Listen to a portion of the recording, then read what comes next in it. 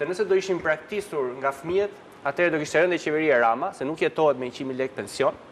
Mos harrojmë që në Shqipëri vinë në vit 1 miliard euro remitantë. Këtu janë 500.000 pensionistë, 500.000 nga 700.000 gjithsej që marrin pension qesharak. Pension në nivelin e minimumit jetik, nëse do të thonim 200.000 lekë. Tani që të dalin pensionistët në protestë, siç ndodhi vjet 8 protesta radhasi, tregon gjendjen që sapo vjen dhe po degradon në raport me pensionistët. Gjithë pensionistët sot, apo dhe ne që do jemi pensionistë ardhshëm, duhet të ushtrojmë presionin maksimal ndaj çdo lloji qeverie që të mbajë në këmbë shtetin social, ta fuqizojë atë, dhe kjo është e vetmja mënyrë që pensionistët sot dhe neve nesër të jetojmë me dijetë.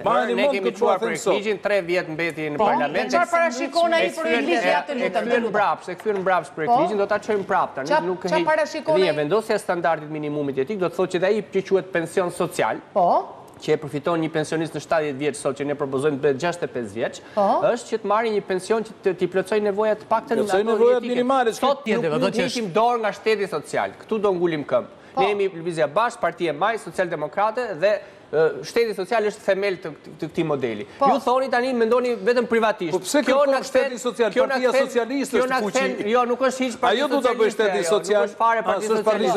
Partia oligarkëve, e miliarderëve. Vjedhin me miliona euro, miliardë euro vjedhin nga buxheti i shtetit.